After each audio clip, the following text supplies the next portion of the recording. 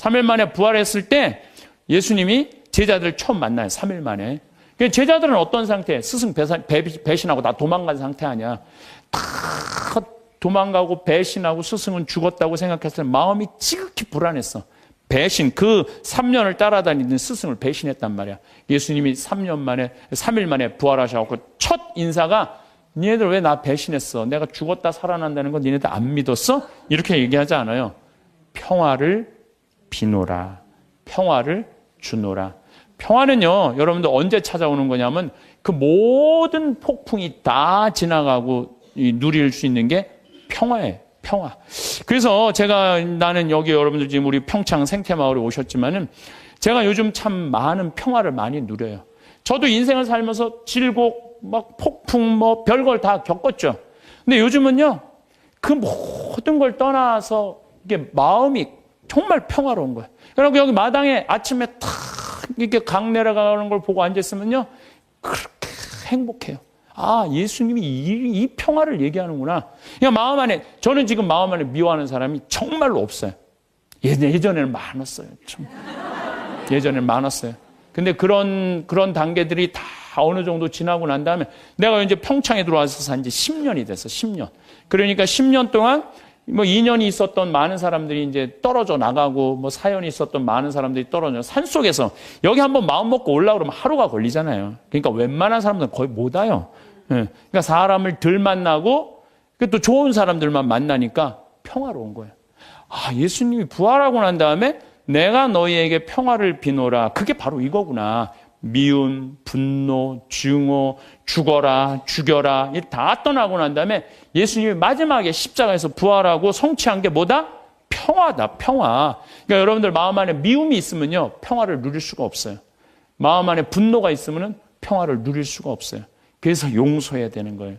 그래서 여러분들 우리 마음 안에 남을 찔러 죽이려는 마음의 창을 두들겨서 곡식을 만들어내는 낫으로 만들어야 돼. 마음의 미움을 두들겨서 평화를 만들어내는 사랑으로 만들어야 돼. 그래서 사람을 보면서 막 사랑할 수 있는 그런 마음 여러분들 청하셔야 돼. 제가 신부가 막 된 조원동 주교자 성당에서 휠체어를 찬 요한나 자매가 있었어요. 몸이 퉁퉁했는데 오늘도 휠체어 타고 오신 우리 형제님도 계시지만 휠체어를 탔어요. 근데 내가 그 자매 집에 가보니까 허름한 집에서 사는 거야. 휠체어를 타고 있는데, 그런데 더 기가 막힌 거는 그 휠체어를 탄 요한나 자매가 뇌성마비로 움직이지도 못하는 병자 셋을 모시고 사는 거야. 자기도 휠체어를 타고 다니는데 뇌성마비 환자 3명을 모시고 사는 거예요. 화장실도 겨우 다니는 그들에게 내가 왜 이렇게 힘든 일을 하냐고 물었더니 자기는 무슨 일이라도 할 수 있고 움직일 수도 있지만 누워있는 뇌성마비 환자들은 움직이지도 못하니까 움직이지 못하는 우리가 당연히 돌봐야 된다면서 그 아름다운 생활을 하더라고요. 우리들은 말로만 회개한다고 용서해달라고 하는 건 의미가 없어요. 세례자 요한이 행동으로 회개하지 않고 세례만 받으려는 바리사이와 사두가이 사람들한테 이렇게 이야기하죠. 독사의 자식들아, 다가오는 진노를 피하라고 누가 너에게 일러주더냐? 회개에 합당한 열매를 맺어라. 죄를 뉘우친다면요, 우리가 회개에 합당한 보석의 생활을 해야 되는 거예요. 공을 쌓아야 된다는 거죠. 행실로 드러나야 된다는 거. 사랑하고 나누는 삶. 특별히 우리 교우들은 세상에 살다 보면 참 미운 일이 많아요. 자식, 남편, 형제, 친척, 그 나 사기치는 보이스피싱, 미워할 놈들이 너무 많아요. 참. 그래서 저는 교우들한테 생활의 단순함이 참 필요한 것 같아요. 생활이 좀 단순해. 너무 많은 일을 하다 보면요, 이게 죄를 많이 져요. 생활이 단순한 게 참 필요해요. 저는 내가 아주 영적으로 아주 좋아하는 선배 신부님이 계세요. 근데 이거 굉장히 오래전 얘기, 한 10년도 더 된 일인데, 이제 수원 빈센트 병원에서 뭐 만날 일이 있어갖고, 그러다 제가 무슨 일을 하느냐 좀 늦게 나갔어요. 근데 이제 내가 이제 그분 30분 약속을 어긴 거죠. 그분이 막, 주차하는 경비 아저씨가 우리 이제 그 형님 신부님 멱살을 쥐고 막 흔드는 거예요. 그래서 사복을 입고 있었어요. 그래서 내가, 지금 당신 뭐 하는 거냐고, 이 사람이 뭐 차를 어쩌고저쩌고, 이 사람이 뭐냐고, 이 교구의 국장 신부님인데, 그랬더니 그냥 이분이 그 손을 놓더니 신부님이었느냐고 너무너무 죄송하다고 막 얼굴이 하얘져갖고 그러더라고. 그래서 내가 아니 형 신부라고 그러면 되지 왜 그 멱살을 쥐고 흔들리고 그래? 그랬더니 아니 내가 주차하면 안 되는 데다 주차를 내가 해갖고 이 사람이 상황이 어려웠다는 거예요. 상황이 어려우니까 이제 자기가 이제 차를 빼러 나왔더니 화가 나니까 이제 멱살을 이제 쥐고 흔들으니까 내가 잘못했는데 그 정도 취급받는 걸 가지고 내가 뭐 신분이 그런 말을 어떻게 하느냐고. 이야, 난 뭐 그전에도 훌륭하다고 생각을 했지만은 그전에도 훌륭하다고 생각을 했지만은 그걸 보니까 더 훌륭한 거예요. 그래서 난 그분한테 고해성사 내가 이렇게 영적 상담을 지금도 이렇게 해요. 그 정도의 겸손을 가지고 있는 분 정도면 욕먹는 걸 우리는 되게 싫어하잖아요. 근데 내가 잘못했으면은 어떻게 해야 된다? 욕 먹어야 된다. 이야, 참, 그래서 지금도 뭐 아주 정말 훌륭하게 살고 계시지만은 내가 그분을 보면서 저게 바로 겸손이구나. 자기 지위를 함부로 내지 않고. 우린 조금만 뭐만 있으면 내가 누구니 뭐니 뭐 이래잖아요. 예. 예수님 마르코복음 14장 65절을 보면 예수님이 사형이 결정되자 어떤 자들은 예수님께 침을 뱉고 그분의 얼굴을 가른 다음 주먹을 치면서 알아맞혀 보아라 하면서 놀려대기 시작했다. 여러분들 사람이요, 내가 이렇게 60 넘으신 할머니들 이렇게 상담할 때요, 그 할머니들이 남편하고 살면서 가장 수치스럽게 여기는 거, 가장 모욕적으로 여기는 게 뭐냐면요, 남편이 때리는 게 아니래요. 남편이 자기 얼굴에 침 뱉는 거래요. 침 뱉는 거. 침 뱉는 남자들이 있어요. 정말로 정신 나간 남자들이 있어요. 그거 생각하면 여러분들 신랑 훌륭해 안 훌륭해요? 훌륭하죠? 여러분들한테 침은 안 뱉잖아요. 침은. 얼마 전에도 상담을 하는데 침을 뱉는다는 거예요. 침을. 그래서 내가 왜 사냐고 그래서 왜 사냐고. 자식들 때문에 산다는 거예요. 답답한 거죠. 참. 너무너무 불쌍한 거예요. 그래서 내가 그렇게 살지 말라고 내가 그랬어요. 여러분들, 내가 또 위험한 발음 안 하면 그냥 이혼하라고 그랬어요, 내가. 침을 뱉고. 왜 이혼하라고 그랬냐면은 누웠을 때 죽이고 싶다는 거예요. 여러분들, 죽이는 게 나아요? 이혼하고 사는 게 나아요? 어느 게 나아요? 이혼하고 사는. 아슬아슬 하더라고요, 얘기를 들어보니까. 예. 근데 예수님은 뭐라고 그래요? 예수님께 침을 뱉고 그분의 얼굴을 가린 다음 주먹으로 치면서 알아맞혀 보아라 하면서 놀려대기 시작했다. 시종들도 예수님의 뺨을 때렸다. 이 욕먹는 걸 넘어서요, 수치감을 겪은 거예요, 예수님. 그런데도 예수님 어떻게 해요? 다 참으시잖아요. 다 참으셔요. 우리 성당 활동하면서 조금만 나 비난하고 헐뜯는 사람이 있으면 그거보다 수십 배 더 강한 어조로 상대방 비난해요. 제일 열받는 게 나 때리는 게 누군지 모르고 맞는 거야. 그렇죠? 제일 열받는 게 나 누가 욕하는지 모르고 욕만 떠돌아다녀, 성당에. 그게 제일 열받는 거예요. 그 누군지 알면 쫓아가고 한판 할 텐데 누군지를 알아야지. 이게 헛소문이 그렇게 무서운 거, 헛소문이. 예수님 그냥 때리는데도 그냥 그걸 참죠. 아마 내가 그런 입장에 놓였다면 난 속 터져 죽었을지도 몰라요. 우리가 인생 살아가면서 누가 나 욕할 때 막 분노할 필요 없어요. 왜냐하면 인간이라는 것 자체가, 생겨먹은 것 자체가 그렇게 평화롭게 살기가 쉽지가 않아요. 제일 좋은 거는 산속에 들어가서 혼자 살면 욕 안 먹죠. 제일 좋은 방법은 그거예요. 사실 저는 지금 여기 산속에서 사는 거랑 거의 마찬가지예요. 그래서 저는 사실은 본당 신부님들보다는 훨씬 나아요. 본당 신부는 그냥 교우들하고 하면서 욕을 얼마나 많이 먹겠어요. 네? 진짜 많이 먹을 거예요. 본당 신부님들은 아무리 잘해도, 잘하는 것도 어떨 때 보면 때로는 욕먹는 다 거리가 돼요. 근데 본당 신부님들은 또 이렇게 있다 보면은 교우들이랑 좋은 사람도 있지만 교우 마음에 안 드는 사람도 있잖아요. 마음에 안 드는, 싫든 좋든 자기 5년 동안, 임기 동안 마음에 안 드는 사람 봐야 되잖아요. 얼마나 또 괴로운 일이에요. 근데 나는 여러분들이 아무리 마음에 안 들어도 여러분들 오늘 왔다가 오늘 가. 이게 얼마나 행복한지 몰라요. 얼마나 행복한지 몰라요. 어쨌든 마음에 안 들어도 가, 오늘. 네. 그리고 뭐 길어야 2박 3일 정도 있다가 가시는 거잖아요. 그래서 저는 개인적으로 참 마리아처럼 좋은 몫을 택한 것 같아요. 예. 사실 본당시민에서 참 힘든 것 같아요. 그리고 적어도 여기 생태마을을 이 멀리 강원도까지 뭐 부산에서 저 광주에서 대구에서 서울에서 오신 분들은 적어도 여기 오고 싶은 의지가 있는 분들이 오는 거 아니에요. 오기 싫으면 안 올 거 아니야, 안 올 거. 그러니까 적어도 오고 싶은 의지가 있는 분들이 오기 때문에 나를 바라보는 눈이 하트야. 하트야. 그러니까 나는 행복한 거죠. 근데 인간이 살면서 욕 안 먹을 수가 없어요. 욕하면 또 예수님 생각 안 할 수가 없어요. 욕 제일 많이 먹은 분이 예수님이에요, 예수님. 예수님 참 욕 많이 드셨어요. 예수님은 모두에게 사랑받았을 거라고 생각하면 여러분들 오해입니다. 수많은 사람이 예수님에게 돌을 집어 던지려고 했어요. 또 마귀랑 친구라고 비난까지 했어요. 여러분들 대놓고 넌 마귀 새끼야 이렇게 말하면 여러분들 기분 좋을 것 같아요, 안 좋을 것 같아요? 듣는 말 중에 가장 기분 나쁜 말이 바로 그런 말이에요. 넌 마귀 새끼 같아, 어떻게? 아니, 넌 마귀 새끼하고 친구냐?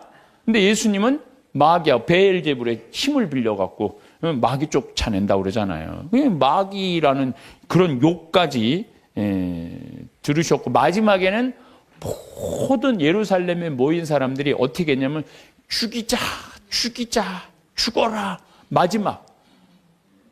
저는 그 장면을 상상을 해봐요. 내가 여기 지금 한 200여 분 있는데 여러분들이 갑자기 하트였다가 갑자기 마음이 돌변해갖고 죽어라 막 그러면은요 아마 미칠지도 몰라요. 근데 예수님 딱 그 상황에 접하신 분이 예수님이에요. 예수님은 하늘나라 선포하시면서 모두에게 환영받지는 않으셨어요. 여러분들 여기 계신 분들 가운데 내가 봉사활동 하는데 이 욕을 먹어가면서까지 봉사활동 해야 하나? 봉사일 때려치고 싶은 분들 계실 거예요. 일하다 보면 욕하는 소리 들리잖아요. 사람이 내가 이런 욕을 먹고 내가 이거 성당 일을 해야 돼? 내가 레조 단장 해야 돼? 내가 이 성가대 해야 돼? 연령회 해야 돼? 성모 해야 돼? 아니 내 차라리 때려치고 속 편하게 내 집에서 그냥 텔레비나 보고 그냥 놀러나 다니고 하지. 내가 왜 이 욕을 먹어? 그런 생각하시는 분들 계실 거예요. 예수님 좋은 일 하면서 욕 참 많이 드셨어요. 마르코복음 3장 1절부터 6절을 보면은 안식일에 손이 오그라든 사람을 펴줘요. 안식일에 당시 이 이스라엘에서는 몸이 아픈 사람들은 다 병으로 취급을 했어요. 병으로. 그러니까 죄로 몸이 아픈 사람. 그러니까 회당에 정가운데 있을 수가 없어요. 근데 예수님 정가운데 나오라고 그래요. 손이 오그라든 사람 펴줘요. 얼마나 좋은 일을 하신 거예요. 안식일이도 뭐든 손 오그라든 사람 펴준 거 얼마나 좋은 일을 한 거예요. 그런데 사람들은 예수님의 이 얘기를 듣고 바리사이들은 나가서 곧바로 헤로데 당원들과 더불어 예수님을 어떻게 없앨까 모의를 하였다. 예수님 착한 일하고도 칭찬받지 않고 제거의 대상이 돼요. 착한 일하고도 욕먹고 심지어 죽이려고 덤비는 사람들도 있었죠. 성당 다니면서 정말 남 미워한 적도 없고 불쌍한 사람, 어려운 사람 도와주면서 성당 일만 했는데 욕먹으면 기분 나쁘죠. 마음 안에 뭐가 있냐면 분노가 일어나고 미움이 일어나요. 내가 정말 착하게 살았는데 나 욕하는 사람이 있으면 아무리 착한 사람이라도 뭐가 일어나요? 분노가 일어나죠. 여러분들 자식 때문에 속상한 적 많아요, 적어요? 자식 때문에 속상한 적 많죠? 내가 지난번에 이 잠비아에 이제 자카란다 농장 꾸민다고 설계사 두 분하고 포크레인 사장님을 보냈어요. 근데 포크레인 사장님이 내가 혼배해 준 사람이야. 근데 나하고 동갑인데 45에 결혼을 했어요. 45에 37살짜리 예쁜 섹시하고. 근데 내가 혼배를 해주면서 제일 걱정인 게 신랑도 나이가 너무 많고 신부도 나이가 너무 많은 거예요. 그래서 혼배를 해주면서 내가 그랬어요. 제발 애들 셋 낳는 게 내가 소원이다. 내가 혼배를 해주면서 간절하게 기도를 했어요. 근데 딸을 둘을 낳아갖고 온 거예요, 벌써. 그래서 이제 잠비아 갔다가 이제 보고하러 온다고 이제 부인하고 이제 딸 둘을 데리고 왔어요. 내가 맛있는 거 사준다고 읍내에 나가고 이제 막, 설계사들하고 이렇게 그것도 이제 맛있게 먹는데 애들이 아빠를 너무너무 좋아하는 거, 아빠를. 너무너무 아빠한테 두 명이 매달려갖고 떨어지지 않아. 1살, 3살짜리라는데 그냥 막 떨어지진 않더라고. 부럽더라고요. 응. 응. 근데 문제는 뭐냐면 나한테 그러는 거예요. 그 정사장이 나한테 그러는, 신부님, 얘네들이 나를 그냥 이렇게 매달려갖고 내가 그냥 저 신부님 맛있는 거 먹지도 못하고 내가 이렇게 힘들다고. 그래서 내가 한마디 했어요.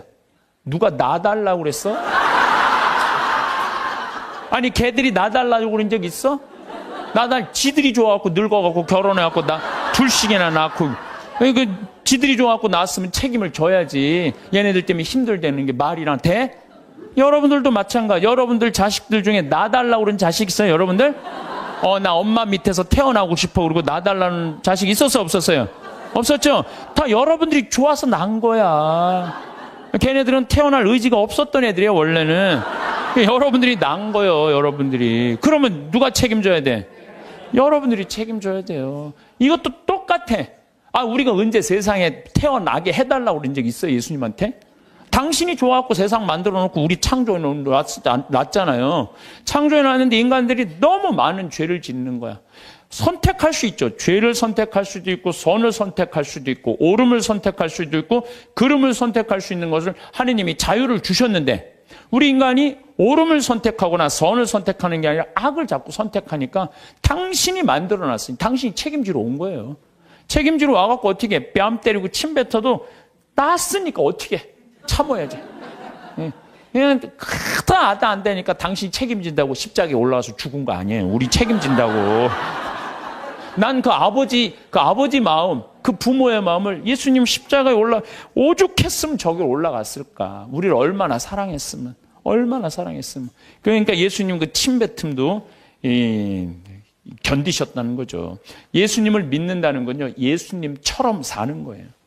적어도 예수님 흉내 낼 줄은 알아야 돼. 14장을 보면 다음 날에도, 이건 전날이야. 그러니까 목요일 날 전날 붙잡혀갖고 그냥 매 맞고 그래. 금요일 날 아침에도 모욕을 당하셔. 군중들이, 그전에는 시종가고 종들이 예수님 모욕했는데 다음 날 아침에는 군중들이 이렇게 모욕을 해. 유다인들의 임금님 만세 하며 인사하기 시작했다. 또 갈대로 그분의 머리를 때리고 또 침을 또 뱉네. 예수님 침 참 많이 받으신 분이에요. 침을 뱉고서는 무릎을 꿇고 예수님께 절하였다. 조롱하는 거죠.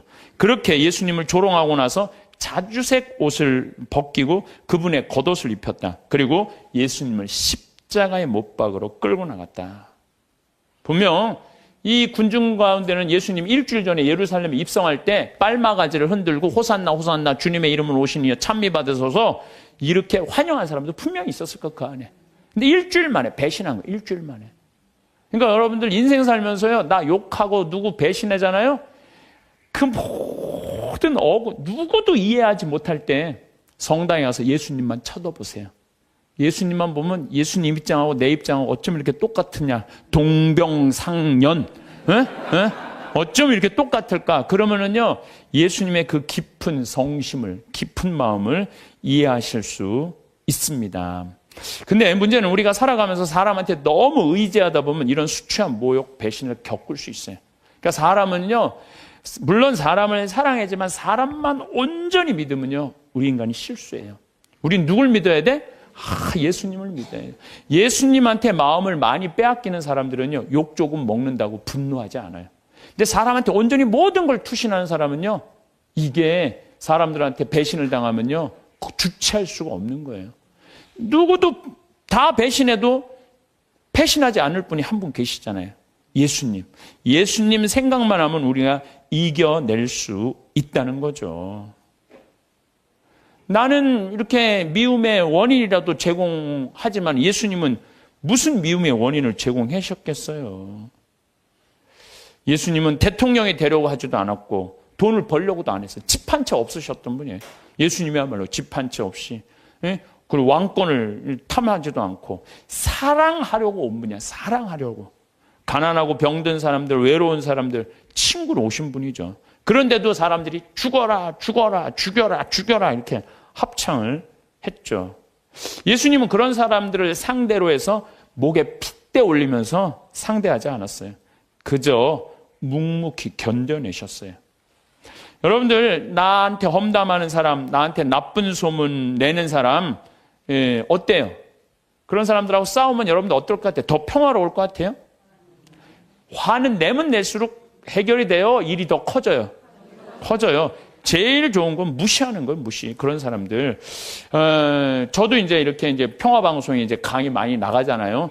또 강의도 또 무지하게 텔레비에 많이 내보내더라고. 일주일에 8번이나 그냥 평화방송에 내보내. 그러니까 이제 내 강의를 이제 듣다가 좋아하는 분들도 있지만 내 강의 싫어하는 분도 있어요. 싫어하는 분. 또 우리 천주교 교우들도 뭐 싫어하겠지만 천주교 아닌 사람들도 싫어하는 경우가 있어요. 그럼 내 욕을 인터넷에다가 무지하게 해요. 막. 그래갖고 이제 쫙 읽어보면, 야, 정말 욕 대단하게 한다.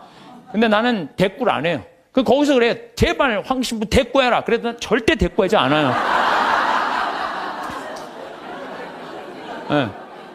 왜 대꾸하지 않느냐면 내가 그 사람이 어떤 사람인 줄 알고, 그 사람이 무슨 중학생인지 고등학생인지 남자인지 여자인지 할머니인지 할아버지인지 교육을 높게 받은 사람인지 낮게 받은 사람인지 성격이 어떤 사람인지 전혀 모르고 그 인터넷에 몇 줄 나온 걸 가지고 그 사람하고 말싸움으로 그게 해결이 될 일이에요?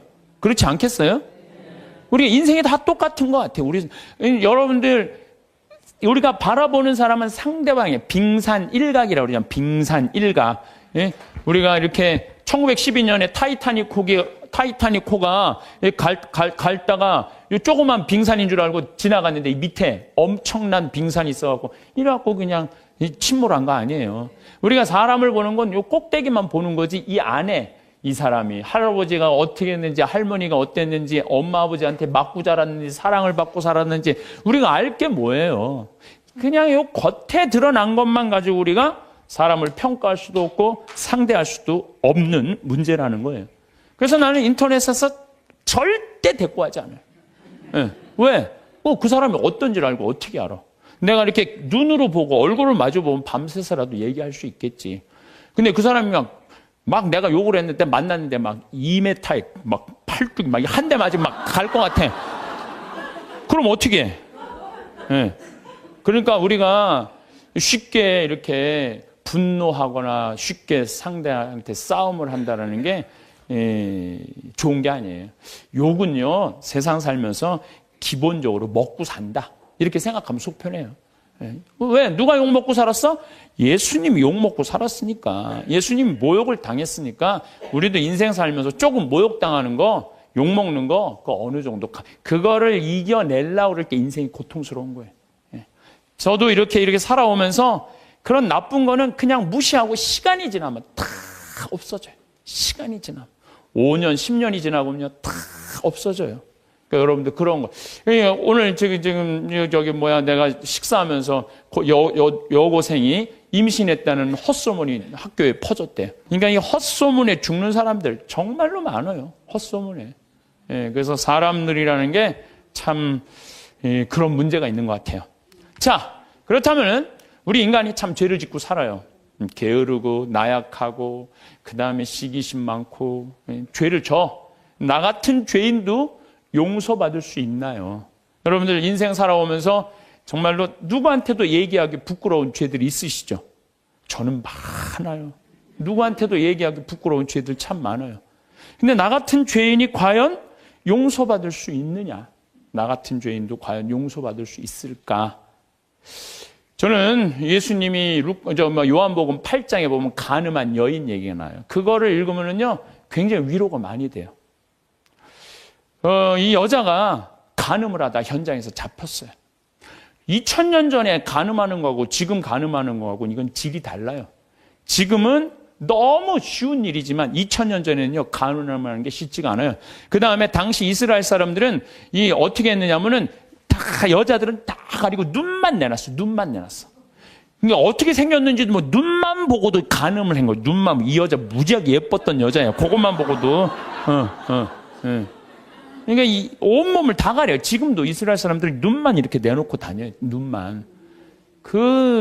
저 동네 사람 왕래도 없는데 간음하다 이 여자가 붙잡힌 거예요. 그러니까 예수님은 간음에 대해서 단호하셨어요.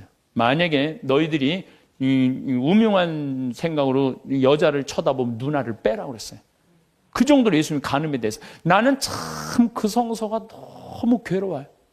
난 그 성서에 의하면 내 누나는 한 6천 개는 빼, 6천 개. 내 누나는 6천 개는 빼야 돼요. 이 누나 얘기 하나도 안 남았을 거야, 지금. 아무리 갈아 껴도 계속 빼야 돼, 계속. 도시에 나가면요, 대단해요. 도시에 나가면은. 요즘 또 여자들이 다리가 얼마나 예뻐요. 옷을 얼마나 야하게 입고 다녀요. 이야, 그럼 그냥 눈알 그냥 빼야 돼요, 눈알. 예. 아마 여기 계신 분들도 눈알 남아있을 사람 별로 없을 것 같은데. 예? 예수님 그렇게 간음에 대해서 단호하셨어요. 간음하면 안 된다. 그런데 간음한 여자가 현장에서 붙잡혔어요. 네. 예수님, 당신 간음하면 눈알 빼라고 그러지 않았느냐. 또 한편으로는 모든 사람을 용서하라고 그러지 않았느냐. 둘 중에 뭘 선택할 것이냐. 예수님이 이 여자 편을 들면은 상당히 이상해지는 거예요. 근데 2000년 전에 예수님께서 간음한 여자 입장에 서요. 그래갖고 너희 중에 죄 없는 사람 먼저 이 여자를 돌로 쳐라. 난 이 여자 입장 이해한다 이거예요. 이야, 이거 대단한 일이에요. 이거 보통 용기 아니면 이거 제정신 가지고는 이거 못해요. 보통 용기 가지 않으면은. 근데 예수님은 그 여인을 감쌌던 거예요. 그 여인을. 하나둘 떠나가니까 예수님이 너 죄를 묻던 사람이 다 어디 갔느냐? 주님, 하나도 없습니다. 다 떠났습니다. 근데 그 다음 말이 더 기가 막혀요. 그들이 네 죄를 묻지 않았다면 나도 네 죄를 묻지 않겠다. 그러니까 여기 계신 분들, 예수님은요, 우리를 그만큼 사랑하시는, 우리 나약한 인간, 쓰러질 수밖에 없는 인간, 부족한 인간임을 인정하시는 거예요. 그러니까 충분히 우리 인간을 인정하고 이해하고 계신 분이 예수님인 거죠. 그러니까 그 예수님한테, 여러분들은 그 예수님을 사랑하면요, 막 가슴이 막 설레고 막 기쁘고 끝도 한도 없는 사랑을 갖고 침뱉음을 안경나 십자가에 그냥 올라가서 그냥 우리들을 위해서 돌아가시지를 않나. 대단하잖아요. 그러니까 혹시 여기 계신 분들, 나 같은 죄인도 용서받을 수 있나? 용서받을 수 있어요. 진심으로 주님께 용서 청하면. 그리고 삶이 변해야죠. 사람은요, 근데 저는 요즘 우리나라 문화에 조금 안타까운 게 뭐냐면은 한 번 잘못하면 죽일 놈이야. 다시는 회복할 수가 없어. 우리나라 사회가 그래요. 한 번 잘못하면. 근데 교회는, 주님은요, 한 번 잘못해도 다시 용서 청하면은요, 기회를 주세요. 너무너무 좋죠?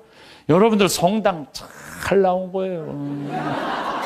성당 잘 나온 거예요. 근데 더 기가 막힌 거는 요한복음 4장에 사마리아 여인 얘기. 사마리아 여인, 예수님이 이제 이 유다에서 예루살렘에서 성전을 막 둘러엎어요. 성전을 둘러엎고 막 채찍으로 막 후드려 까요. 그러니까 사람들이 예수님을 죽이려고 그래요. 그러니까 그 한바탕 하고 이제 갈릴레아, 예수님 본 활동 무대인 갈릴레아로 가려고 그러는데, 갈릴레아로 가는데 예루살렘에서 갈릴레아로 올라가면은 이게 갈릴레아 호수고 이게 사해예요. 여기가 이제 예루살렘인데 여기 사마리아 동네가 있어요. 시카르라는 동네가 있어요. 시카르. 근데 유대인들은요, 사마리아 동네를 들어가지 않았어요. 사마리아 동네 들어가면은요, 더럽다고. 그래서 이렇게 갈릴레아 요르단강으로 올라가든지 바닷가로 올라가요. 근데 예수님은 돌아가기 귀찮았나 봐요. 그냥 가로질러 그냥 가요. 가로질러. 그러니까 가다가 시카르라는 동네에 가고 정오쯤 목이 마르셨어요. 그래갖고 이제 우물에 딱 앉아 계셨어요. 근데 우물이라는 공간은 누구의 공간이에요? 남자들의 공간이에요? 여자들의 공간이에요? 여자들의 공간이에요. 그 우물가에는 남자들이 가는 게 아니에요. 근데 이 남자인 예수님 우물가에 다 남자하고 여자는 정부는 다 어디서 나냐? 우물가에서 다 나는 거예요. 우물가. 갑돌이하고 갑순이도 우물가에서 뭐 이렇게 해갖고 엄마 이러지 마세요. 이러다가 다 정부 난 거 아니에요. 예? 그러니까 남자가 하여튼 우물가 간다. 이거 별로 좋은 게 아니에요. 근데 우물가에 앉아 계신 거야. 그 자체가 별로. 사마리아에다가 시카르라는 동네 남자가 우물가에 앉아 이거 아주 장면이 안 좋은 거예요. 근데 정오에 여자 하나가 물동이를 잃고 물을 탁 뚫어 나와요. 이 여자도 문제가 많은 여자예요. 왜 문제가, 요 장면 하나만으로도 문제가 많아. 왜? 이 사마리아라는 게 굉장히 더워요. 덥기 때문에 낮에 물 뚫어 나오는 여자는 없어요. 물은 언제 뚫어오냐면 새벽이나 밤중에 뚫어 나와요. 새벽이나 밤중에. 근데 이 여자는 새벽에 뚫어 나올 수가 없는 여자야. 밤중에도 뚫어 나올 수 없는 여자야. 아무도 안 나오는 정오에 나올 수밖에 없는 여자예요. 문제가 많은 여자죠. 문제가 많은 여자예요. 그래갖고 이제 물을 딱 뚫어놨는데, 이게 또 남자고 여자가 이제 우물가에서 만난 거잖아요. 근데 예수님 먼저 말을 걸어. 나한테 물 좀 한 잔 줄래? 희약가시를 거는 거야, 나한테. 나한테 물 좀 한 잔 줄래? 그러니까 이 여자가 당장에 뭐라 그래요? 당신은 유대인이고 나는 사마리아 여자인데 어떻게 나한테 말을 거느냐? 그렇게 얘기를 해요. 너무 황당한 거죠. 그랬더니 예수님이 뭐라 그러냐면, 네가 내가 누군 줄 알면 네가 나한테 물 달라고 그랬을 거다. 아니 당신 뭐 두레박도 없는데 어떻게 물이 있느냐? 네가 알지 못하는 내 마르지 않은 샘이 있다. 그걸 좀 저한테 줘라. 이렇게 얘기를 해요. 그러니까 예수님이 그럼 남편 좀 데리고 와라. 그랬더니 난 남편이 없다고 여자 딱 잡아 떼는 거예요. 그랬더니 예수님이 뭐라고 그러냐? 그래, 너는 5 남자하고 살았는데 그것도 네 남편이 실질적으로 아니고 지금 사는 그 남자도 네 남편은 아니지. 이 여자 깜짝 놀라는 거죠. 자기가 5 남자하고 살았던 걸 아니까. 거기다가 이제 예수님이 계속 말을 하는 거예요. 그 성서를 보면요, 예수님이 이렇게 사람하고 이렇게 길게 말하지 않아요. 근데 하여튼 이 요한복음 4장 오늘 집에 가서 한번 읽어보세요. 얼마나 긴지. 그러니까 이 여자를 붙잡고 무지하게 오랫동안 수다를 떨고 계신 거 지금. 쉽게 말하면 무지하게 수다를 오래 떨고 계신 거야. 그러더니 이제 앞으로는 예루살렘에서 예배하거나 그리짐산, 야곱의 우물 그리짐산에서 예배하는 그런 시대는 끝났다. 이제 정말로 마음으로 예배하는 하나님은 어디나 계시고, 막 구원에 대해서도 얘기하고 예배에 대해서도 얘기를 하네. 그러니까 이 여자가 동네로 가요. 동네로 가갖고 우리가 찾던 구세주를 뵀다, 내가. 그래갖고 이 여자 사람들을 데리고 와요. 데리고 오면서 사람들이 예수님하고 얘기를 하다가 이 여자 마리아는 우리 눈으로 직접 봐서 이분이 구세주임을 우리가 확인했다, 이렇게 얘기를 해요. 다시 말해서 신약 성서에서 첫 여제자가 누구냐면 바로 이 사마리아 여자예요. 첫 여제자가. 파견한 거 아니에요. 동네 갖고 사람들 데리고 온 거 아니에요. 근데 여러분들 생각을 해봐. 이 여자가 5 남자하고 살았던 여자야. 그러니까 이혼을 5번 한 거예요. 6번째 이 남자하고 사는 여자예요. 이 여자 이뻤겠어, 안 이뻤겠어요? 여러분 5번 정도 결혼할 정도면요, 이뻐야 돼요. 이뻐야 돼. 그렇잖아요. 굉장히 예뻤을 거예요. 근데 여러분들 성당에서 이 생각을 해봐요. 신부님, 우리 성당에서 6번째 남자하고 살던 여자가 성당을 나왔어. 그것만 해도 여러분들 대단한 이슈가 될 것 같아요, 안 될 것 같아요? 대단하죠. 6번째 남자하고 사는, 이혼을 5번 하고 6번째 사는 여자가 나왔는데 신부님 미사 끝나고 그 여자를 붙잡고 얘기하기 시작하는 거야. 그것도 성당을 어떻게 운영할 것인가. 그 여자 의견을 물어보는 거예요. 성당을 어떻게 운영하면 좋으냐. 한참 얘기하더니 그러지 말고 그냥 네가 성모회장 해라. 그래갖고 성모회장으로 임명을 했어. 성당 교우들이 그 본당 신부님하고 그 여자하고 뜯어 먹을 것 같아, 안 뜯어 먹을 것 같아요? 뜯어 먹어요. 근데 예수님은요, 그게 중요하지 않으셨나 봐요. 그러니까 우리가 생각하는 죄하고 예수님이 생각하는 사랑하고 너무너무 이게 차원이 다른 거예요, 차원이. 여기 계신 분들 지금 한 5 남자하고 이렇게 이혼했다, 결혼했다, 이혼했다 이런 분들 혹시 계세요? 없으시죠? 나는 이것도 굉장히 위험한 반응인데 인생 살면서요, 정말 잘못 만나는 남자 있을 수 있어요. 잘 안 맞는 남자. 그래서 이혼할 수도 전 있다고 생각을 해요. 나는 요새 우리 프란치스코 교황님 너무 마음에 들어. 왜 프란치스코 교황님이 마음에 드느냐면은 동성애자들에 대해서 사목적 배려를 해줘야 된다고 그러잖아요. 난 너무너무 마음에 들더라고요. 내가 동성애자 옹호자가 아니에요. 왜 동성애자에 대한 사목적 배려를 해야 되느냐면은 1960년대 초에 DES라는 여성 호르몬제가 발명이 돼. 그러니까 화학 호르몬제, 합성 호르몬제. 그러니까 이게 발견되면서부터 난리가 난 거예요. 전 세계적으로 여자들이 여성 호르몬이 에스트로겐이 정말 중요한데 이게 이제 약으로 먹을 수 있다. 그래갖고 막 임신을 했을 때 이 약에 대한 무서운 걸 모르고 다 먹여요. 임신한 여자들한테. 아니, 이 여성 호르몬이 에스트로겐이 몸 애한테도 좋을 줄 알고 다 먹여요. 그래갖고 이제 애들이 다 나왔어요, 세상에. 그런데 20년이 지나고 난 다음에 1980년 이때부터 갑자기 동성애자들이 너무 많이 늘어나는 거예요, 미국에. 동성애자들이 너무 많이 늘어나는 거예요. 그래갖고 이게 어떻게 된 거냐? 추적을 해봤어요. 추적을 해봤는데 1960년도 초에 임신했을 때 DS, 합성 호르몬제를 먹은 애들이 문제가 생긴 거예요. 이 여자인 경우는 문제가 없어요. 여자인 경우는. 근데 남자인 경우는 임신을 했는데 뱃속에 뭐가 남자애가 들어있단 말이야. 그러면은 합성 호르몬을 먹으면 얘한테 에스트로겐이 들어가 버리는 거예요. 얘한테 뭐가 들어가냐면 테스토스테론이 들어가야 되는데, 남성 호르몬이 들어가야 되는데. 그러니까 몸 안에 얘는 태어나면서 뭐가 많은 거야? 여성 호르몬이 남자지만 여성 호르몬이 많은 거야. 몸에 뭐가 흘러? 여성 호르몬. 껍데기는 남자지만 안에는 여성 에스트로겐이 흐르는 거야. 그러니까 얘는 남자도 아니고 여자도 아닌 거야. 얘 잘못 아니에요. 누구 잘못이야? 엄마가 잘못 약 먹어갖고. 그래갖고 보니까 거의 그 남자애들 중에 한 4분의 3 정도가 동성애적 성향을 갖고 있는 거야. 얘한테 너 지옥에 갈 거다. 너 그래갖고. 이게 되냐 이거예요. 이런 사목적 배려가 필요하다는 거예요. 맞는 말씀이에요. 마찬가지예요. 우리가 이혼한 사람 성당 못 나오게 하잖아요. 아니에요. 저는 그렇게 생각하죠. 이혼할 수 있어요. 사목적 배려로 그들도 빨리 구제해줘야 돼요. 어떤 방법으로든.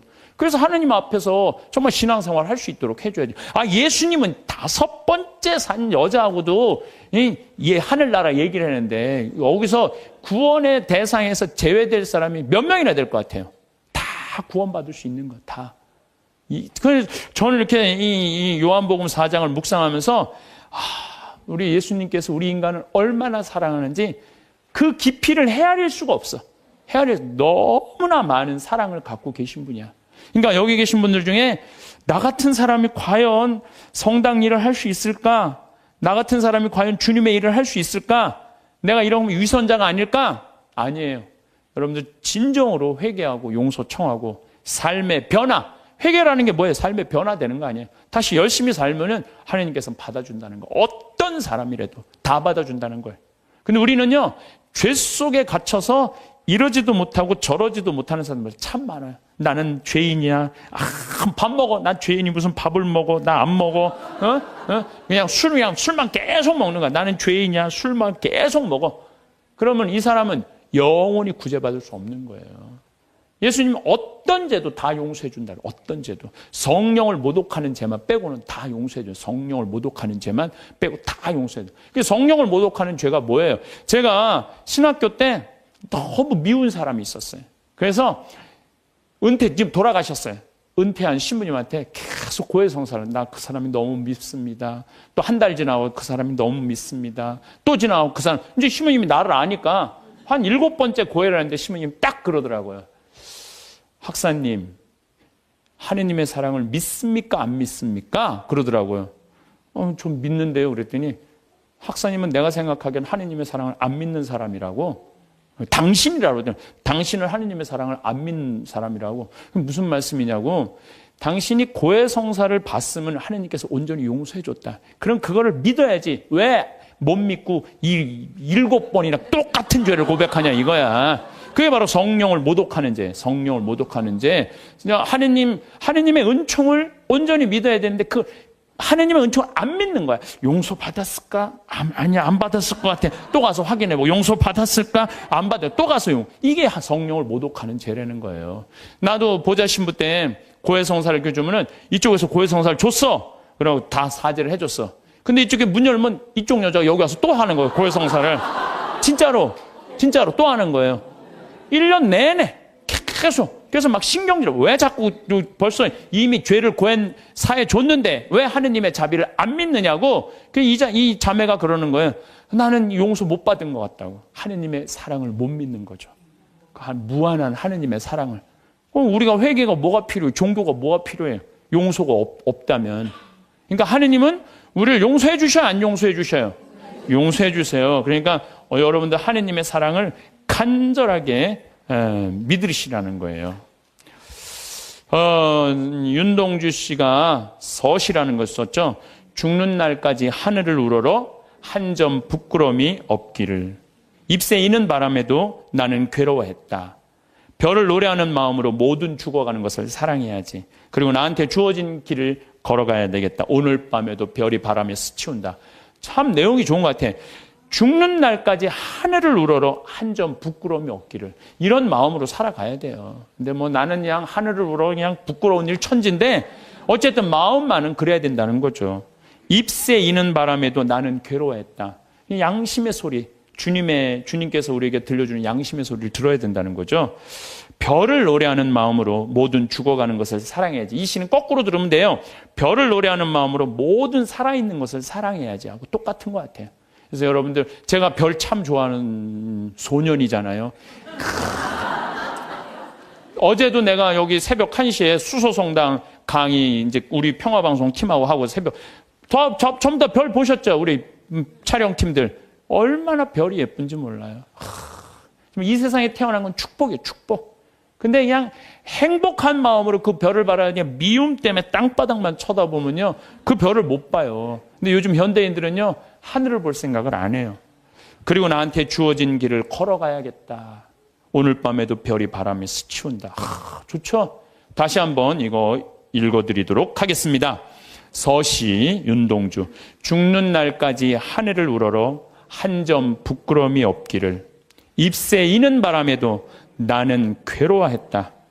별을 노래하는 마음으로 모든 죽어가는 것을 사랑해야지. 그리고 나한테 주어진 길을 걸어가야겠다. 오늘 밤에도 별이 바람에 스치운다. 미움은 마음속에서 작은 그림자처럼 시작되지만 시간이 지나며 자리를 넓혀가는 경우가 많습니다. 처음에는 단순한 서운함이었을지 모르지만 그 감정이 제때 풀리지 못하면 마음 한쪽에 머물며 다른 감정들까지 잠식하기도 합니다. 어떤 때는 잊었다고 생각한 감정이 문득 떠올라 마음을 무겁게 만들고, 어떤 때는 이미 끝난 일인데도 불편한 감정이 되살아나 불현듯 나를 흔들어 놓기도 합니다. 사람의 마음이라는 것은 상황을 기억하는 것이 아니라 그 상황을 겪을 때의 감정을 함께 보관하는 곳이라서 그런 듯합니다. 미움이라는 감정은 그저 상대를 향해 일어나는 것이 아니라 그 일을 견디며 스스로를 지키고자 했던 나의 감정들이 뒤섞이며 만들어진 마음의 응어리일 가능성이 큽니다. 미움을 떠올릴 때 마음이 답답해지는 이유는 단순히 어떤 일을 겪어서가 아닙니다. 그 일 앞에서 내 마음이 제대로 보호받지 못했다고 느꼈기 때문입니다. 마음이 다칠 때 사람은 본능적으로 움츠러들고 깊은 곳에서는 두려움이 생깁니다. 누군가에게 서운해지면 그 이면에는 그 사람에게 기대했던 마음이 있었고, 상처받으면 그 아래에는 이해받고 싶었던 마음이 있었습니다. 미움은 그래서 더욱 복잡합니다. 표면에는 차가움이 있고 그 아래에는 인정받고 싶었던 마음, 기대가 무너진 마음, 지키고 싶었던 어떤 진심이 깔려 있습니다. 겉으로는 단단하게 보여도 속은 아주 여린 마음의 구조가 드러나 있는 셈입니다. 마음의 상처는 눈에 보이지 않기에 더욱 다루기 어렵습니다. 몸의 상처는 시간이 지나면 아물고 흉터도 점차 흐려지지만 마음의 상처는 그렇지 않습니다. 때로는 수십 년이 흘러도 여전히 선명하게 남아있기도 하고, 특정한 순간에 갑자기 떠올라 마음을 흔들어 놓기도 합니다. 어떤 말 한마디, 어떤 표정 하나가 오래전의 기억을 불러오고 그때의 감정이 고스란히 되살아나는 경험을 해본 적이 있을 것입니다. 그것은 마음이 약해서가 아니라 그만큼 그 순간이 나에게 의미가 깊었기 때문입니다. 사람들은 흔히 미움을 부정적인 것으로만 여기지만 사실 미움은 나를 지키려는 마음의 방어막이기도 합니다. 다시는 같은 상처를 받지 않으려는 마음, 나의 소중함을 지키려는 마음이 미움이라는 형태로 나타나는 것입니다. 그래서 미움을 느끼는 자신을 탓할 필요는 없습니다. 오히려 그 감정을 통해 내가 무엇을 소중히 여기는지, 무엇이 나를 아프게 했는지를 알 수 있습니다. 미움은 나 자신을 이해하는 첫걸음이 될 수 있습니다. 이해라는 것은 상대의 행동을 용납하거나 정당화하는 과정이 아닙니다. 이해는 내 안에 복잡하게 얽힌 감정의 매듭을 하나씩 풀어내는 일입니다.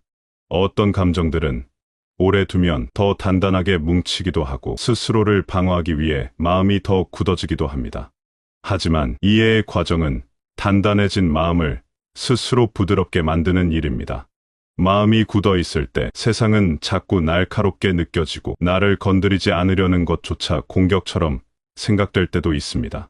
그러나 마음의 결을 조금씩 느슨하게 풀어놓기 시작하면 언젠가 그 마음이 다시 숨을 쉬기 시작합니다. 이해는 그래서 상대를 위한 길이 아니라 내 마음을 지키기 위한 길에 가깝습니다. 내 마음이 너무 꽉 조여 있을 때 그 조임을 풀어주는 역할을 하는 것이 바로 이해입니다. 마음을 이해한다는 것은 감정에 이름을 붙이는 일부터 시작됩니다. 막연히 불편하고 답답하다고만 느껴지던 것에 구체적인 이름을 붙이면 그 감정은 조금 더 다루기 쉬워집니다. 이것은 서운함인지 배신감인지 두려움인지 분노인지를 천천히 들여다보는 것입니다. 감정을 명확히 인식하면 그 감정이 왜 생겼는지, 무엇이 나를 그렇게 만들었는지를 조금씩 이해할 수 있게 됩니다. 이 과정은 혼자서도 할 수 있지만 때로는 누군가와 이야기를 나누며 정리되기도 합니다. 중요한 것은 그 감정을 외면하지 않고 마주하는 용기입니다. 미움을 풀기 위해서는 먼저 그 감정이 어디에서 비롯되었는지를 천천히 돌아봐야 합니다. 그때 하지 못했던 말, 표현하지 못한 마음, 서로 통하지 못했던 부분들이 얽혀 있을 것입니다. 그때 내가 충분히 이해받지 못했다면 그 감정은 쉽게 사라지지 않았을 것입니다. 이해하는 과정은 그래서 과거의 나에게 손을 내밀어주는 일과도 같습니다. 그때 나는 그럴 수밖에 없었음을 인정해주는 일이기도 합니다. 스스로를 이해하는 것이 먼저 이루어질 때에야 비로소 다른 사람을 향한 이해도 가능해집니다. 마음이 단단한 사람들은 흔히 자신의 감정을 뒤로 밀어두는 경향이 있지만 제대로 다루지 못한 감정은 언젠가 다시 마음을 두드리기 마련입니다. 이해는 그 감정이 더 이상 나를 다치게 하지 못하도록 감싸주는 과정입니다. 스스로를 이해하는 일은 나에게 관대해지는 것과는 다릅니다.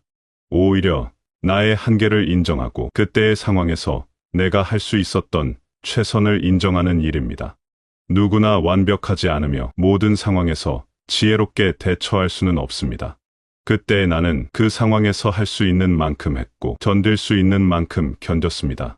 그것을 인정하는 것만으로도 마음이 조금 가벼워집니다. 자책은 마음을 더 무겁게 만들 뿐 치유를 돕지 않습니다. 상대를 이해하는 일도 비슷합니다. 상대의 행동을 정당화하는 것이 아니라 그 사람도 나처럼 불완전한 존재임을 인정하는 것입니다. 그 사람에게도 그럴 수밖에 없었던 이유가 있었을 것이고 그 사람도 자신의 방식대로 상황을 견디고 있었을 것입니다. 이것은 잘못을 용납하자는 말이 아닙니다. 다만 사람은 누구나 자신의 상황과 한계 속에서 살아간다는 것을 받아들이는 일입니다. 그 받아들임이 이루어질 때 비로소 마음의 짐이 조금씩 가벼워지기 시작합니다. 그러고 나면 비로소 용서라는 단계가 조금씩 가까워집니다. 용서는 과거의 일을 아무렇지 않은 일로 만드는 것이 아닙니다. 그리고 용서는 결코 가벼운 마음으로 시작되는 것도 아닙니다. 용서는 때로는 아주 조용하게 오고 때로는 오랜 침묵의 끝에서야 다가옵니다.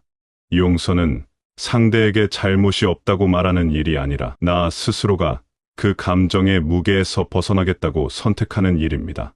누군가를 미워한다는 것은 내 마음의 일부를 그 사람에게 계속 내어주는 것이고 그 감정의 무게가 계속 나를 끌어당기는 것과 같습니다. 용서는 그 무게를 내려놓기로 결심하는 일입니다. 가볍게 잊어버리는 것과는 다릅니다. 용서는 마음속에서 더 이상 그 일을 붙들고 있지 않겠다는 다짐이며 그 다짐을 하는 순간 비로소 마음이 조금씩 자유로워지기 시작합니다. 용서는 하루아침에 이루어지는 것이 아닙니다. 어떤 날은 용서했다고 생각했는데 다시 그 감정이 떠오르기도 하고 어떤 날은 마음이 편안해졌다가도 다시 무거워지기도 합니다. 그것은 자연스러운 과정입니다. 마음은 일직선으로 나아가지 않습니다. 때로는 앞으로 가다가 뒤로 물러서기도 하고 때로는 멈춰 서서 쉬어가기도 합니다. 중요한 것은 그 과정을 스스로에게 허락하는 것입니다. 용서를 서두를 필요는 없습니다. 마음이 준비되었을 때 자연스럽게 그 순간이 찾아옵니다. 용서를 결심하는 일은 결코 약해지는 것이 아닙니다. 오히려 용서는 나를 다시 강하게 만드는 길입니다. 마음이 무거울수록 일상의 작은 순간들도 부담스럽고 어떤 감정들을 마주하는 일도 힘들어집니다. 하지만 용서가 이루어지면 마음은 한층 넓어지고 감정의 무게는 부드럽게 풀려나갑니다. 누군가를 용서한다고 해서 그 사람이 달라지는 것도 아니고 과거의 일이 바뀌는 것도 아닙니다. 그러나 그 일을 바라보는 나의 마음은 완전히 달라질 수 있습니다.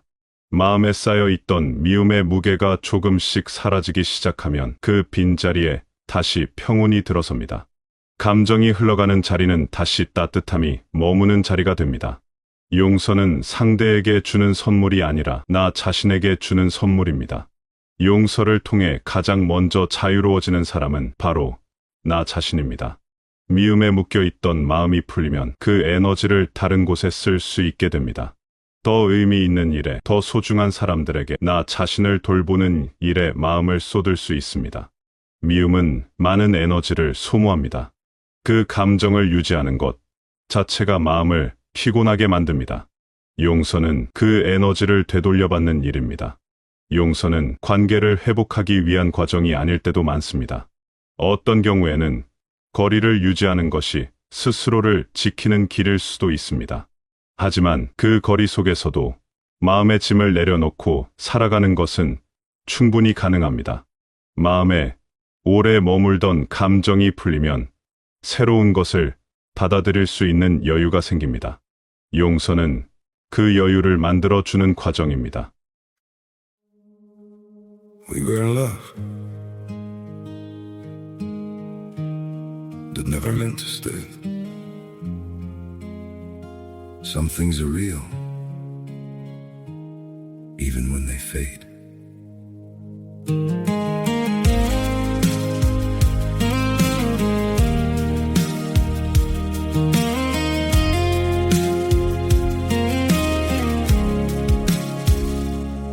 I used to think if we kept holding on, we could bend the truth somehow. But love can't fight what's pulling us apart, and it's breaking us down now.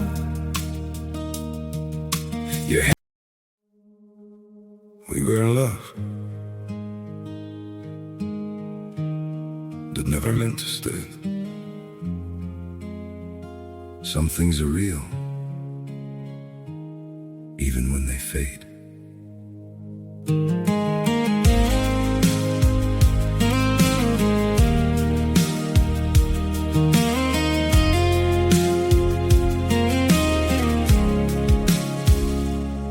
I used to think if we kept holding on, we could bend the truth somehow.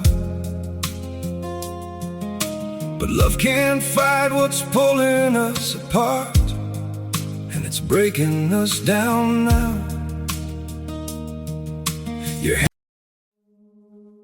We were in love that never meant to stay. Some things are real,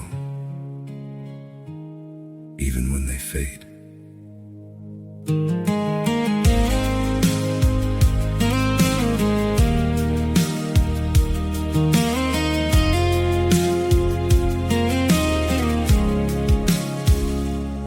I used to think if we kept holding on, we could bend the truth somehow. But love can't fight what's pulling us apart. Te vi llegar con la sal en la piel y yo cayendo sin saber por qué. Tu risa me dejó la boca en otro lugar y en un segundo me volviste a desarmar. Dime si tú sientes lo mismo, que se me va todo el sentido. Cuando te acercas pierdo el control y tu mirada me cambia el sol. Bajo la luna, tú y yo, bajo la luna me voy. Si me llamas caigo otra vez, si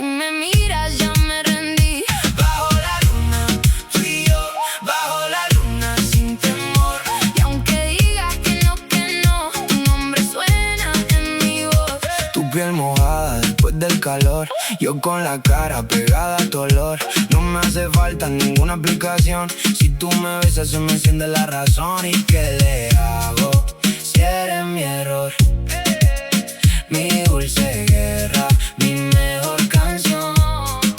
Dime si tú sientes lo mismo, que se me va todo el sentido. Cuando te acercas pierdo el control y tu mirada me cambia el sol. Bajo la luna, tú y yo, bajo la luna, me voy. Si me llamas caigo otra vez, si me miras ya me rendí. Bajo la luna, tú y yo, bajo la luna, sin temor. Y aunque digas que no, tu nombre suena en mi voz. Y si mañana te vas de aquí, yo me quedo pensándote a mí. Pero hoy no quiero ganar, si en tu cintura me puedo quedar. Bajo la luna, tú y yo, bajo la luna, me voy. Si me llamas caigo otra vez, si me miras ya me rendí. Bajo la luna, tú y yo, bajo la luna, sin temor. Y aunque digas que no, tu nombre suena en mi voz. 마음을 되찾는 일, 마음이 다시 고요해지는 일, 마음이 가벼워지는 일이 모두 이 과정 안에 있습니다. 이해와 용서는 결국 마음을 회복하는 일이며 그 회복은 삶을 더 단단하게 지탱해주는 힘이 됩니다. 때로는 용서가 불가능하게 느껴질 때도 있습니다. 상처가 너무 깊어서, 배신이 너무 컸어서 도저히 풀어낼 수 없을 것 같은 감정들이 있습니다. 그럴 때는 억지로 용서하려 하지 않아도 됩니다. 다만 그 감정이 나를 지배하지 않도록 조금씩 거리를 두는 연습을 할 수는 있습니다. 미움을 느끼되 그 감정에 휩싸이지 않는 것, 상처를 기억하되 그것이 나의 전부가 되지 않게 하는 것입니다. 이것만으로도 큰 변화가 일어날 수 있습니다. 사람의 마음은 상처가 없어서 고요한 것이 아니라 상처를 들여다보고 스스로를 어루만져준 시간이 있었기에 다시 고요해지는 것입니다.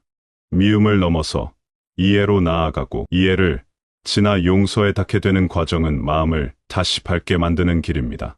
그 길은 누구나 천천히 걸을 수 있는 길이며 서두르지 않아도 괜찮은 길입니다. 마음은 시간을 따라 변하기도 하고 스스로를 다독이는 과정에서 조금씩 회복되기도 합니다. 어떤 감정도 억지로 넘어서려고 하지 않아도 됩니다. 천천히 스스로를 이해하고 그 이해 속에서 마음의 방향을 바꾸어 나가면 됩니다. 마음이 회복되는 과정에서 가장 중요한 것은 나 자신에게 인내심을 갖는 것입니다. 빨리 나아지고 싶은 마음, 빨리 잊고 싶은 마음이 들 수 있지만 마음은 강요로 변하지 않습니다.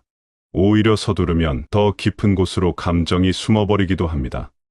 내가 삶은 얼마나 사나 손자 얼굴이나 보고 자식이나 밥이나 먹고 같이 살아야 되겠다. 그리고 그 집을 팔아갖고 아들 이름으로 다 해주고 들어온 거예요. 들어오는 순간 자식하고 살아요? 누구하고 살아요? 며느리하고 살죠. 며느리가 그동안 시어머니하고 안 살았는데 학교 선생님을 했으니 얼마나 꼬장꼬장해요. 챙견을 얼마나 하겠어. 이거 챙견 저거 챙견. 그래 며느리 미쳐 안 미쳐? 미치죠. 며느리 성당도 나가기 싫은 거. 시어머니 열심히 나가는 성당. 그러니까 어떻게 성당 안 나가는데 성당 안 나간다고 또 욕하고. 그러니까 점점 원수가 되는 거예요. 그러니까 며느리가 나 어머니랑 밥 먹는 거 체하니까 안 된다. 어머니 들어가갖고 방에서 들어가 먹어라. 밥도 같이 못 먹는 거 방에 들어가고 혼자 먹는 거예요. 손자하고 밥 먹으려고 합쳤는데 구박을 받는 거지. 하루는 날 찾아갖고 신부님 머리 좀 만져보라는 거예요. 머리를 만져보니까 혹이 이렇게 2개가 났어. 보온병으로 며느리가 때린 거예요. 아니 60 먹은 며느리가 80 먹은 며느리랑 싸우면은 누가 이겨요? 60 먹은 며느리가 이기게 돼 있어요. 30대 며느리는 울면서 참지만 60대 된 며느리는 안 참아요. 같이 싸우지. 그래갖고 혹이 이렇게 2개가 나서 왔어요. 할머니 왜 그러고 사냐. 나하고 저 소송 걸자. 그럼 지금 아파트가 8억이니까 할머니 25평 그쪽 25평이니까 4억이니까 할머니 4억 찾아갖고 우리 집에 오면은 내가 죽을 때까지 평창에서 모시고 살겠다. 4억이면. 그래 82이니까 100살까지면 4억이면 살거든요. 그 살자. 그래갖고 나하고 고소장을 다 썼어요. 학교 선생님이랑 얼마나 잘 썼는지 몰라. 그래갖고 재판 날짜를 이제 잡아갖고 변호사 다 해갖고 보냈어. 재판이 지나고 났는데 일주일이 돼도 안 나타나고 2주일이 돼도 안 나타나는 거야. 한 달 만에 성당에 나타났어. 제가 할머니 어떻게 된 거냐 그랬더니 재판하는 날 아들이 무릎 꿇고 어머니 재판 취하해 좀 내가 잘 모시겠다고. 그래서 취하를 했다는 거예요. 그게 취하를 한 거, 그래 할머니 그럼 나한테 뭐야 나를 나쁜 놈으로 만들었느냐, 자식 욕하고 며느리 욕하게 만들었느냐. 신부님 자식 이기는 부모 어디 있느냐고. 자식이 잘하겠다는데 어떻게 내가 그거를 우기느냐고.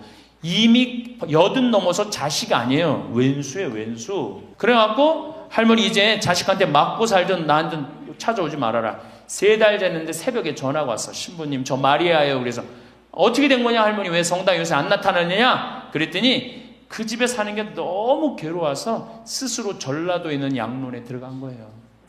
자식한테 재산을 주면 3가지를 잃어버려요. 첫 번째 자식을 잃어버려요. 두 번째 본인의 인생을 잃어버려요. 세 번째 재산을 잃어버려요. 그러니까 우리 할머니들은 자식도 안 잃어버리고 인생도 안 잃어버리고 재산도 안 잃어버리려면 어떻게 해야 돼? 자식하고 따로 내가 가지고 있는 은행에 가서 담보로 넣고 그거 쓰다가 다 쓰다가 죽는 게 제일 좋은 거예요. 자식한테 피해 안 주고. 그러면은 신부님 나 늙어서 죽을 때 어떻게 해? 늙으면은 남들이 알아서 해주겠지 이런 생각한단 말이야. 그래서 내가 항상 하는 얘기가 거지 근성을 버려라. 남들이 뭘 알아서 해줘. 나 늙은 나를 누가 책임져줘? 누가 책임져야 돼? 내가 책임져야 돼요. 그래서 내가 공부하고 내가 따라다니면서 배워야 돼. 그래서 60부터 64살까지 정규학교를 다녀야 돼. 이런 거 배우는 거. 근데 우리나라가 이 정규학교가 없는 게 너무너무 안타까운 거예요. 자, 그러면은 지금 시간이 없으니까 내가 아까 아주 얘기하던 거. 자, 그러면 자식들한테 어떻게 서름을 받느냐? 처음에는 무관심해요. 늙은 부모한테 무관심해. 밥을 먹거나 말거나 전심을 뭘 먹었는지 반찬을 뭘 먹었는지 우리 어머니가 노인정을 어디 나가는지 몰라. 무관심이야, 무관심. 우리 할머니들 며느리들한테 섭섭한 할머니들 많죠. 100명이면 99명이 며느리한테 섭섭해요. 100명이 맞죠? 네. 아유 솔직해네. 비산동 할머니들이. 왜 내가 100명이면 99명이 며느리한테 섭섭하냐면 내가 고해성사를 들어보면요. 내가 비산동에 있을 때 16,000명이었지 교우들이. 고해성사 무지하게 많이 들어봤어요. 할머니들이 오면 고해성사의 100%가 다 며느리 욕이에요. 며느리 욕. 뭐 며느리가 얼마나 못되게 한 거 뭐 다 얘기해요. 그럼 내가 뭐라고 그래? 할머니 요새 젊은 것들이 버릇이 없어서 예의 없이 자라서 그러니까 할머니가 이해하라고. 할머니 며느리만 그런 게 아니라 다 그렇다. 예. 그 며느리들은 들어오면 나한테 뭐라고 고해성사할 것 같아? 시어머니 때문에 미치겠다고 그러는 거예요. 시어머니 때문에. 그럼 내가 그 며느리들한테 뭐라고 그럴 것 같아요? 늙으면 다 그러니까 니네 집만 그런 게 아니다. 늙으면 다 그러니까 신경 쓰지 말아라. 제가 그래요. 어쩔 수 없는 거예요. 어쩔 수 없는 거예요. 자, 그런데 할머니들하고 며느리들하고 입장을 조금 생각을 해봐. 자, 우리 할머니들 자식들 키웠을 때 막 키웠을 때 태어났어. 막 손가락에 꼬무락거리고 막 저기 막 옹알이하고 이뻐요 안 이뻐요? 아, 이놈이 일어났어. 뻗떡. 그래갖고 걸으면 한 걸음 뛰었을 때 흥분돼요 안 흥분돼요? 흥분되죠? 걸어. 그럼 기가 막히게 행복하죠? 그 행복은 아마 생각해봐. 기가 막히게 행복했을 거야. 거기다 엄마라고 그래봐. 어때요? 막 죽지 엄마라고 그러면은. 막 죽어 엄마라고 그러면은. 거기다가 이제 애가 가방 들고 막 학교 갔다가 뛰어왔다 하고 이놈이 키가 중학교 고등학교 됐는데 나보다 더 커져. 뿌듯해요 안 뿌듯해요? 이게 키우는 맛이요 보통 큰 맛이 아니에요. 그런데 반대로 입장을 바꿔놓고 이제 생각을 해보면 우리 어머니가 70이 됐어. 문을 열고 나오면은 아이고 그런단 말이야. 부모는 자식을 키우는 재미에 정말로 푹 빠져있지만 자식은 부모가 죽어가는 걸 본단 말이야. 얘야 눈이 좀 안 보인다. 보니까 백내장이 걸렸어. 눈이 또 났더니 얘야 무릎이 아프다. 그러니까 무릎에 여기 그냥 저기 물렁뼈가 다 없어졌고 그 뼈 수술해줬어. 그러니까 문 열고 나오면 아이고 좋아질 가능성이 있어요. 점점 나빠져요. 점점 점점 죽어가는 걸 보는 거예요. 누가 더 기쁠 것 같아? 자식을 키울 때가 기쁠 것 같아? 죽어가는 부모를 보는 게 기쁠 것 같아요? 여기는 안타까움, 짜증, 의무감 이런 게 들었어. 여기는 기쁨이 있고. 그러니까 우리 할머니들 자식들한테 나한테 왜 이렇게 섭섭하게 하나 원망할 필요가 없어요. 그 죽어가는 걸 보는 건 그 슬픈 거예요. 그 외로운 거예요. 이게 정말 좋은 건 뭐야? 그 모습을 자식한테 안 보이는 거예요. 따로 떨어져서 사는 게 제일 좋은 거예요. 따로 떨어져서 사는 게. 그러니까 제발 같이 살 생각 좀 하지 마세요. 자식한테 뭐 의지하고 기대하고 산다. 저는요, 여러분들처럼 80까지 사는 게 원이에요. 사는 게 얼마나 좋은데요. 사는 게. 제가